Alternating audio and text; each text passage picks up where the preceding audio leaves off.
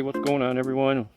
Kim's Tectonic, and we're going to be working on a little mini Honda rototiller today. It just don't seem to be running good. I mean, it wants to die out, and it just don't stay running strong. So we're going to look into it. I found it on the side of the road anyway, so we'll had to replace a gas line on it. So and it's been working good until now, so something's messed up. So this is what we're going to be working on. I don't know if you can tell, but well, you can lift the damn thing with your, it's got a little handle on it that you can lift it right up. So we're going to go ahead and get started on it. Probably the carburetor. Okay, people, we're working on a, well, this ain't too stable, this table. Anyways, we're working on a Honda, little, I think it's a Harmony FG100. There's a little Honda motor on it, a little GX31 Honda 4-stroke. Anyways, it's not running. I mean, it runs, it starts and everything, but then it don't want to stay running good. Acts like it's not getting the proper fuel. And I did find this on the side of the road, and all it had was a cracked, dry rotted, cracked fuel line here that I had to replace. So I went ahead and took these two bolts off here that are part of the air cleaner, and then this should just pop right off. And then you have that, and it's just two nuts that hold it on. Two of your regular nuts, took them off, pulled it out, and your carburetor's already loose, as you can see.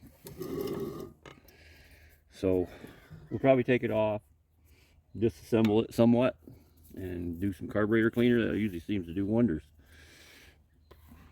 So with that being said, we'll disconnect this hose and this hose. You're in and out of your fuel, and then this should be free to pull right off, other than we got to disconnect the throttle cable.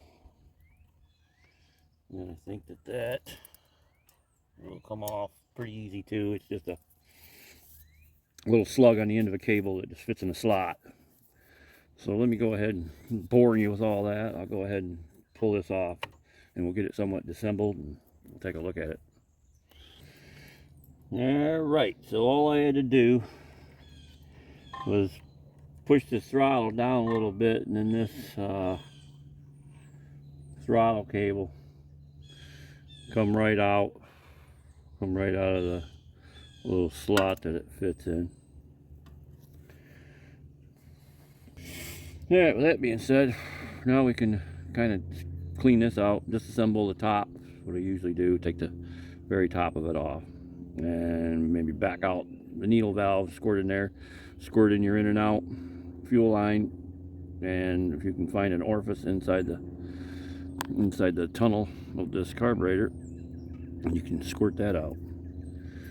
So let's go ahead, and I'm going to work on that. We'll take this top part off. Alright, I've broken this carburetor down into 1, 2, 3, 4 parts here. Your little primer, and then this goes up in the primer, which is, there's a couple 3 holes here that need to be sprayed out with a choke cleaner. And then you have this one, which is spray in and out. You're out, you're in, and then you're spraying all these. And then here you have to spray in this hole, in this little hole, and all these little holes you can find. And then down here you have this one, which just has a whole spot in here. Well, you break it down like this and clean it all out, and then put it back together, and it should be all cleaned out as far as any junk in your carburetor. All right, now I went ahead and backed this needle valve out. I think it was about 11 turns, so where it came out. So I'll just go ahead and put it back in at 11. That way it'll be pretty close.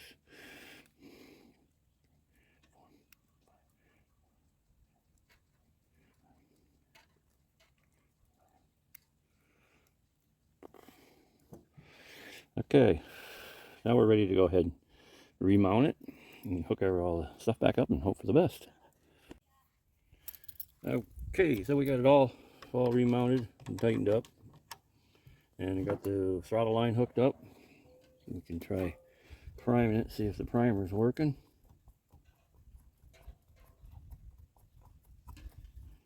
Yeah, it seems to be pulling. Must be pulling fuel because it's pushing it out, so it's primed. He's got a funny oil thing's up top here, the dipstick, and here's the top of the motor when it's running. Well, in order to check this oil, they want you to lay it down on this part, and then that's how you check the oil, because this will be standing upright. Kind of goofy, I think, and I'm wondering, I guess it runs fine. The oil part that needs to have oil is when it's standing up is down here, because they want you to lean it forward to check it, which I kind of think is kind of strange. But anyhow, with all that being said, we'll go ahead and try to fire it up. Okay, well, it didn't want to start, so I ended up taking it apart. I hate to say it, but 2 more times. I wanted to double check everything, so I got into where the needle valve was, and I think the needle valve was stuck and not moving. So I got that freed up and sprayed some stuff down in that particular hole, which is real delicate on these tiny carburetors. A lot of people won't even mess with them, they'll just replace them, but there's all kinds of small little parts in there. Well, I got it all bolted in, long story short, and then it still wasn't running right. Well, come to find out, somebody had switched, these two were switched around, so your out was down in the gas, and your in was up above, barely in the gas, up above, so that helped, made a big difference. And then you have this screw here that I had to tinker with, and it's almost got to be all the way in, and then I backed it out probably maybe tops, I think a half turn, 3/4 turns maximum, to get it to run properly. So now it seems to run pretty good, and I had to adjust the idle screw to get that down back, but I think it's running pretty good now. I say that, and then it don't want to start, but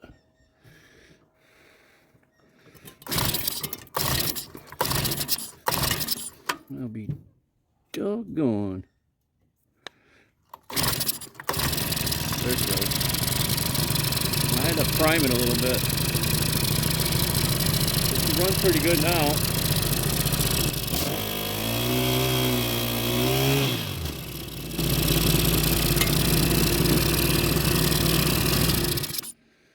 So there you go. That's how you can mess with these little tiny carburetors, get them to work right, as long as all the gaskets and stuff are still good in them. Just be real careful with them and delicate, and you should be able to get it running good. So that should take care of this problem.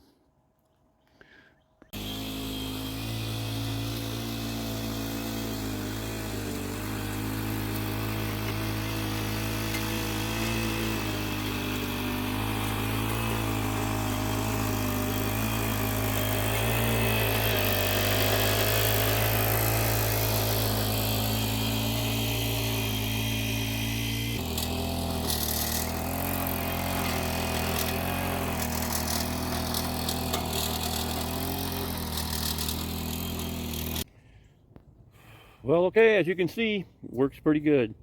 So if it was any help to you, give me a thumbs up, like and subscribe, and I'll catch you on the next one.